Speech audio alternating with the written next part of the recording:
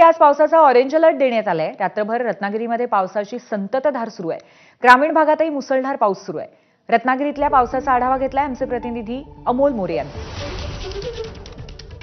श्रावण महिना आहे पण कोकणात सध्या मुसळधार सरी बरसत आहेत। अर्थात पूर्ण कोकणाला ऑरेंज अलर्ट हवामान विभागाने दिलेला आहे आणि पुढचे काही दिवस साधारणपणे मुसळधार पावसाच्या सरी बरसतील असंच हवामान विभागाने देखील म्हटलेलं आहे।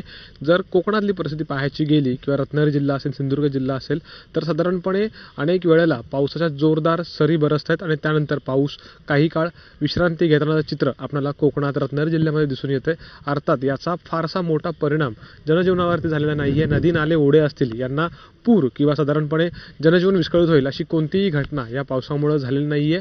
आत्ताच्या घडीला जर आपण चित्र बघितलं तर आकाशामध्ये दाट ढगांची दाटी आहे। अर्थात काही वेळ विश्रांती घेतलेला पाऊस पुन्हा एकदा जोरदार सरींवरती बरसतोय आणि त्यानंतर काही भागांमध्ये हलक्या त्या मध्यम स्वरूपाच्या सरी ज्या आहेत त्या देखील बरसताना दिसत आहेत। विशेषतः जो सह्याद्रीचा भाग आहे त्या ठिकाणी पावसाचं प्रमाण तुलनेनं हे जास्त आहे। कॅमेरामॅन महबूब शेखसह अमोल मोरे, एबीपी माझा, रत्नागिरी। याबरोबरच ब्रेकफास्ट न्यूज मध्ये आपण आज इथेच थांबतोय। थोड्या वेळातच नवीन अपडेट्ससह भेटणार आहोत। पाहत रहा एबीपी माझा।